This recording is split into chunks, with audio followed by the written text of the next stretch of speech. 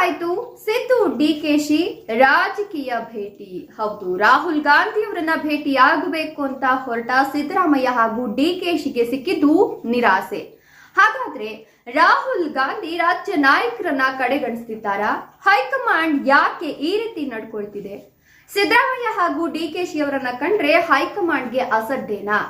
Power sharing matter ನಲ್ಲಿ Rahul Gandhi silent ಆಗಿರೋದ್ರ ಹಿಂದಿನ ಮರ್ಮ ಏನು, ರಹಸ್ಯ ಏನು? ಇವತ್ತಿನ ವಿಡಿಯೋದಲ್ಲಿ ನಾನು ನಿಮಗೆ ತಿಳಿಸ್ತಾ ಹೋಗ್ತೀನಿ. ಕರ್ನಾಟಕ ನ್ಯೂಸ್ 9ಗೆ ಸ್ವಾಗತ. ನಾನು ವಿಮಲಾ ನಾಗರಾಜ್. ಸ್ನೇಹಿತರೆ, ನಿಮ್ಗೆಲ್ಲರಿಗೂ ಗೊತ್ತಿರುವಂತೆ ಇದೀಗ ಡಿಕೆಶಿ ಹಾಗೂ ಸಿದ್ದರಾಮಯ್ಯ ಅವರು 3ನೇ ಬಾರಿಗೆ ರಾಹುಲ್ ಗಾಂಧಿ ಅವರನ್ನ ಭೇಟಿ ಮಾಡಬೇಕು, ಪವರ್ ಶೇರಿಂಗ್ ವಿಚಾರಕ್ಕೆ ಸಂಬಂಧಪಟ್ಟಂತೆ ಒಂದಷ್ಟು ಚರ್ಚೆಯನ್ನ ನಡೆಸಿ ಫೈನಲೈಸ್ ಅನ್ನ ಮಾಡಬೇಕು. ಪವರ್ ಶೇರಿಂಗ್ ಮ್ಯಾಟರ್ ನಲ್ಲಿ ಯಾರು, ಸಿದ್ದರಾಮಯ್ಯ ಆಗಿರಬಹುದು, ಡಿಕೆ ಆಗಿರಬಹುದು, ಇಬ್ಬರಲ್ಲಿ ಯಾರು ಮುಖ್ಯಮಂತ್ರಿಯಾಗಿ ಮುಂದುವರಿಬೇಕು ಅನ್ನೋದರ ಕುರಿತಂತೆ ಚರ್ಚೆಗಳು ನಡೀತಿರೋದ್ರ ಬೆನ್ನಲ್ಲೇ ಇಬ್ಬರಲ್ಲಿ ಒಬ್ಬರು ಮುಖ್ಯಮಂತ್ರಿ ಆಗ್ಲೇಬೇಕು, ಅದು ಫೈನಲ್ ಆಗಬೇಕು, ಇವತ್ತೇ ಆಗಬೇಕು ಅಂತ ಹೇಳಿ ಡಿಕೆಶಿ ಹಾಗೂ ಸಿದ್ದರಾಮಯ್ಯ ಇಬ್ರು ಕೂಡ ಜಂಟಿಯಾಗಿನೇ ರಾಹುಲ್ ಗಾಂಧಿ ಅವರನ್ನ ಭೇಟಿಯಾಗಲಿಕ್ಕೆ ಹೋಗ್ತಾರೆ. ಹೌದು, ರಾಜ್ಯ ಉಸ್ತುವಾರಿ ರಣದೀಪ್ ಸಿಂಗ್ ಸುರ್ಜೇವಾಲಾ ಹೇಳಿದಂತೆ ಇಬ್ರು ಕೂಡ ಜಂಟಿಯಾಗಿ ಹೋಗ್ಬಿಟ್ಟು ರಾಹುಲ್ ಗಾಂಧಿ ಅವರನ್ನ ಭೇಟಿ ಆಗಬೇಕು ಅಂತಾರೆ. ಆದರೆ ರಾಹುಲ್ ಗಾಂಧಿ ಅವರು ಇಬ್ಬರನ್ನ ಕೂಡ ಭೇಟಿ ಆಗೋದಿಲ್ಲ. ಕೇವಲ ಒಂದೇ ಒಂದು ಭಾಗಿದಾರ ನ್ಯಾಯ ಸಮ್ಮೇಳನ ಕಾರ್ಯಕ್ರಮದಲ್ಲಿ ಡಿಕೆಶಿ ಸಿದ್ದರಾಮಯ್ಯ ಇಬ್ರು ಕೂಡ ಭಾಗಿಯಾಗಬೇಕಾಗುತ್ತೆ. ಆದ್ರೆ ಸಿದ್ದರಾಮಯ್ಯ ಒಬ್ರು ಮಾತ್ರ ಭಾಗಿಯಾಗಿರ್ತಾರೆ. ಈ ಒಂದು ಸಮ್ಮೇಳನದಲ್ಲಿ ರಾಹುಲ್ ಗಾಂಧಿ ಅವರು ಕೂಡ ಬಂದಿರ್ತಾರೆ. ರಾಹುಲ್ ಗಾಂಧಿ ಅವರು ಬಂದು ಸಿದ್ದರಾಮಯ್ಯನವ್ರನ್ನ ನೋಡ್ತಾರೆ ಹೊರತು ಅದು ಬಿಟ್ಟು ಬೇರೆ ಚರ್ಚೆಗಳನ್ನ ಮಾಡಿಲ್ಲ. ಆ ಕಾರ್ಯಕ್ರಮವನ್ನು ಮುಗಿಸ್ಕೊಂಡು ರಾಹುಲ್ ಗಾಂಧಿ ಅವರ ಒಂದು ಕೆಲಸಕ್ಕೆ ಹೊರಡ್ತಾರೆ. ಸಿದ್ದರಾಮಯ್ಯ ಬಂದ ದಾರಿಗೆ ಸುಂಕ ಇಲ್ಲ ಅಂತ ಹೇಳ್ಬಿಟ್ಟು ಅವರು ತೆಪ್ಪಿಗೆ ಇರ್ತಾರೆ. ಇದು ಬಿಟ್ರೆ ರಾಹುಲ್ ಗಾಂಧಿ ಅವರು ಸಿದ್ದರಾಮಯ್ಯನವ್ರನ್ನ ಭೇಟಿ ಆಗೋದಿರ್ಲಿ, ಡಿಕೆಶಿನ ಭೇಟಿ ಆಗೋದಿರ್ಲಿ, ಯಾವುದನ್ನು ಕೂಡ ಮಾಡೋದಿಲ್ಲ. ಆದರೆ ಹೋದ ದಾರಿಗೆ ಸುಂಕ ಇಲ್ಲ ಎಂಬಂತೆ ನಿಗಮ ಮಂಡಳಿಯ ಪಟ್ಟಿಯನ್ನ ಅಂತಿಮಗೊಳಿಸಬೇಕು. ಅದರ ಜೊತೆಗೆ ಈ ಒಂದು ವಿಚಾರಕ್ಕೆ ಅಂದ್ರೆ ಪವರ್ ಶೇರಿಂಗ್ ವಿಚಾರಕ್ಕೆ ಸಂಬಂಧಪಟ್ಟಂತೆ ಫೈನಲೈಸ್ ಅನ್ನ ಮಾಡಬೇಕು ಅಂದ್ಬಿಟ್ಟು ಹೋಗಿರ್ತಾರೆ. ಬಟ್ ಪವರ್ ಶೇರಿಂಗ್ ವಿಚಾರದಲ್ಲಿ ಯಾವುದೇ ರೀತಿಯ ವಿಚಾರಗಳು ಏನೋ ಚರ್ಚೆ ಆಗೋದಿಲ್ಲ. ಆದ್ರೆ ನಿಗಮ ಮಂಡಳಿಯ ಪಟ್ಟಿ ಏನಿದೆ ಅದನ್ನ ಅಂತಿಮಗೊಳಿಸಿದ್ದಾರೆ. ರಣದೀಪ್ ಸುರ್ಜೇವಾಲಾ ಜೊತೆ ಸೇರಿಕೊಂಡು ಸಿಎಂ ಸಿದ್ದರಾಮಯ್ಯ ಹಾಗೂ ಡಿಸಿಎಂ ಡಿಕೆ ಶಿವಕುಮಾರ್ ಇವ್ರು 3 ಜನನು ಕೂಡ ನಿನ್ನೆ ರಾತ್ರಿನೇ ಈ ಒಂದು ಪಟ್ಟಿಯನ್ನ ಫೈನಲೈಸ್ ಮಾಡಿದ್ದಾರೆ.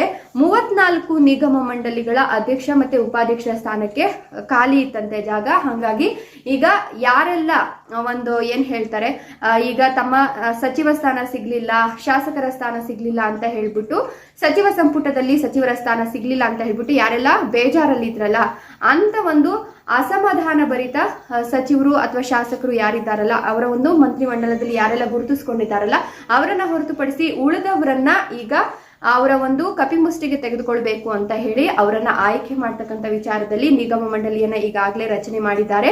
ಅತೃಪ್ತ ಶಾಸಕರು ಅಥವಾ ಅತೃಪ್ತ ಸಚಿವರು ಏನಿದ್ದಾರೆ ಅವರನ್ನ ಓಲೈಸುವ ತಂತ್ರ ಈ ಒಂದು ನಿಗಮ ಮಂಡಳಿಯ ಅಧ್ಯಕ್ಷ ಮತ್ತೆ ಉಪಾಧ್ಯಕ್ಷ ಸ್ಥಾನಕ್ಕೆ ಆಯ್ಕೆ ಮಾಡೋದ್ರಲ್ಲಿ ನಡೆದಿದೆ ಅಂತ ಹೇಳಲಾಗ್ತಾ ಇದೆ. ಸೊ ಈ ಒಂದು ಪಟ್ಟಿ ಇನ್ನೂ ಕೂಡ ಫೈನಲೈಸ್ ಆಗಿಲ್ಲ. ಇದಕ್ಕೂ ಕೂಡ ಹೈಕಮಾಂಡ್ ನ ಅಂತಿಮ ಮುದ್ರೆ ಬೇಕಾಗಿದೆ. ಸೊ ಅದಕ್ಕೋಸ್ಕರ ಕಾಯ್ತಿದ್ದಾರೆ.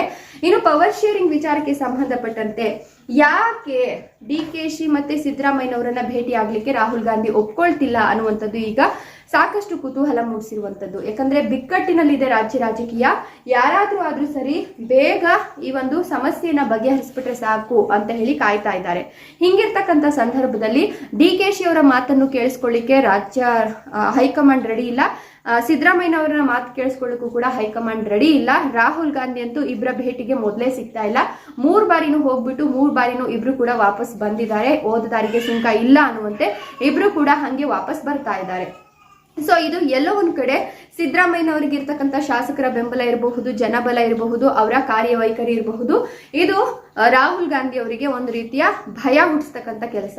ಇನ್ನೊಂದ್ ಕಡೆ ಡಿಕೆಶಿ ಅವರು ಎಲ್ಲಾದ್ರಲ್ಲೂ ಕೂಡ ಮುಂದೆ ಇದ್ದಾರೆ. ಪಕ್ಷ ಸಂಘಟನೆ ಮಾಡೋದಿರಬಹುದು, ಶಾಸಕರು ಸಚಿವರನ್ನ ತಮ್ಮ ಹತ್ರ ಸೆಡ್ಡಿಟ್ಕೊಳ್ಳುವಂತದ್ದಿರಬಹುದು, ಪಕ್ಷದಲ್ಲೇ ಉಳಿಸ್ಕೊಳ್ಳುವಂತದ್ದಿರಬಹುದು, ಪಕ್ಷವನ್ನ ಗೆಲ್ಲಿಸುವಂತದ್ದಿರಬಹುದು. ಈ ಒಂದು ವಿಚಾರದಲ್ಲಿ ಇವರು ಕೂಡ ಎತ್ತಿದ ಕೈ. ಸೊ ಇಬ್ಬರಲ್ಲಿ ಒಬ್ಬರನ್ನ ಕಳ್ಕೊಂಡ್ರು ಕೂಡ ಇಬ್ರು ಕೂಡ ಒಂದ್ ರೀತಿಯ ಆಧಾರ ಸ್ತಂಭ ಇದ್ದಂಗೆ ಈ ಒಂದು ಕಾಂಗ್ರೆಸ್ ರಾಜ್ಯ ರಾಜಕೀಯದಲ್ಲಿ ರಾಜ್ಯಕ್ಕೆ ಇವರಿಬ್ರು ಕೂಡ ಆಧಾರ ಸ್ತಂಭ ಇದ್ದಂಗೆ. ಸೊ ಕಾಂಗ್ರೆಸ್ ಅನ್ನ ಉಳಿಸ್ಕೊಬೇಕು ನಡ್ಕೊಬೇಕು ಅಂತ ಹೇಳಿದ್ರೆ ಈ ಇಬ್ರು ಆಧಾರ ಸ್ತಂಭಗಳು ಬೇಕೇ ಬೇಕು. ಹಾಗಾಗಿ ಇಬ್ಬರಲ್ಲಿ ಒಬ್ಬರನ್ನ ಓಲೈಸುವ ಯಂತ್ರ ಅಂತೂ ನಡೆಯೋದೇ ಇಲ್ಲ. ಈ ಒಂದು ಓಲೈಸುವ ತಂತ್ರ ನಡೀತು ಅಂತ ಹೇಳಿದ್ರೆ ಇಬ್ಬರಲ್ಲಿ ಒಬ್ಬರನ್ನ ಕಳ್ಕೊಬೇಕಾಗತ್ತೆ. ಸೊ ಹಾಗಾಗಿ ಯಾವುದು ಬೇಡ, ತೇಪೆ ಹಚ್ಚತಕ್ಕಂಥ ಕೆಲಸವನ್ನ ಮಾಡೋಣ, ತಣ್ಣಗೆ ಜಾರ್ಕೊಂಡ್ಬಿಡೋಣ ಅಂತ ಹೇಳ್ಬಿಟ್ಟು ಈ ಒಂದು ಕೆಲಸವನ್ನ ರಾಹುಲ್ ಗಾಂಧಿ ಅವರು ಮಾಡ್ತಾ ಇದ್ದಾರೆ. ಸೊ ಲೋಕಸಭಾ ಎಲೆಕ್ಷನ್ ಕೂಡ ಮುಂದೆ ಬರ್ತಿರೋದ್ರಿಂದ ಲೋಕಸಭಾ ಎಲೆಕ್ಷನ್ಗೆ ಇದೆಲ್ಲವೂ ಕೂಡ ಹೊಡೆತ ಬೀಳುತ್ತೆ ಅನ್ನುವ ನಿಟ್ಟಿನಲ್ಲಿ ಯೋಚನೆಯನ್ನ ಮಾಡಿಕೊಂಡು ಈಗ ಸೈಲೆಂಟ್ ಆಗಿದ್ದಾರೆ ಅನ್ನುವಂಥದ್ದು ಮೇಲ್ನೋಟಕ್ಕೆ ಕಾಣ್ತಿರ್ತಕ್ಕಂಥ ವಿಚಾರ. ಇನ್ನು ಸಿದ್ದರಾಮಯ್ಯ ಕೂಡ ಈ ಒಂದು ಸಭೆ ಮುಗಿದ ಬಳಿಕ ಕರ್ನಾಟಕ ಪತ್ರಕರ್ತರ ಭವನ ಏನಿದೆ ಅಲ್ಲ, ಅಲ್ಲಿ ಹೋಗ್ಬಿಟ್ಟು ಮಾತನ್ನ ಹಾಡ್ತಾರೆ. ನಾವು ಬೇರೆ ಉದ್ದೇಶಕ್ಕೋಸ್ಕರ ಬಂದಿದ್ದೆ, ನಾನು ಬೇರೆ ಉದ್ದೇಶಕ್ಕೆ ಬಂದಿದ್ದೆ, DK ಶಿ ಬೇರೆ ಉದ್ದೇಶಕ್ಕೆ ಬಂದಿದ್ರು, ನಿಗಮ ಮಂಡಳಿ ಅಧ್ಯಕ್ಷರು ಮತ್ತೆ ಉಪಾಧ್ಯಕ್ಷರನ್ನ ನೇಮಕ ಮಾಡೋ ವಿಚಾರಕ್ಕೆ ನಾವಿಬ್ರು ಚರ್ಚೆಯನ್ನ ನಡೆಸಿದೀವಿ, ಅದು ಬಿಟ್ರೆ ಬೇರೆ ಏನೂ ಇಲ್ಲ. ನೆಕ್ಸ್ಟ್ ತಿಂಗಳು ಕೂಡ ನಾನು ಬರ್ಬೇಕಾಗತ್ತೆ, ಅವಾಗ ಬಂದ್ಬಿಟ್ಟು ನಾನು ಮಾತನಾಡ್ತೀನಿ ಅಂತ ಹೇಳ್ತಿದ್ದಾರೆ. ಬಟ್ DK ಶಿ ಯಾರ ಕೈಗೂ ಕೂಡ ಸಿಗ್ತಾ ಇಲ್ಲ. ಹಿಂಗಿರುವಾಗ ಎಲ್ಲರೂ ಕೂಡ ತೇಪೆ ಹಾಕ್ತಕ್ಕಂಥ ಕೆಲಸವನ್ನ ಮಾಡ್ತಿದ್ದಾರೆ ಹೊರತು ಏನ್ ನಡೀತಿದೆ ಅನ್ನೋದನ್ನ ಯಾರು ಕೂಡ ಬಿಟ್ಕೊಡ್ತಿಲ್ಲ. ಹಾಗಾಗಿ ಮುಂದಿನ ದಿನಗಳಲ್ಲಿ ಏನಾಗುತ್ತೆ ಅನ್ನೋದನ್ನ ಕಾದ್ ನೋಡ್ಬೇಕಿದೆ. ಇದ್ರ ಬಗ್ಗೆ ನೀವೇನ್ ಹೇಳ್ತೀರಾ? ನಿಮ್ಮ ಅನಿಸಿಕೆ ಅಭಿಪ್ರಾಯಗಳನ್ನ ಕಮೆಂಟ್ ಮಾಡಿ, ವಿಡಿಯೋ ಇಷ್ಟ ಲೈಕ್ ಕೊಟ್ಟು ಶೇರ್ ಮಾಡಿ, ತಪ್ಪದೆ ನಮ್ಮ ಚಾನಲ್ ಸಬ್ಸ್ಕ್ರೈಬ್ ಮಾಡ್ಕೊಳ್ಳಿ. Thank you.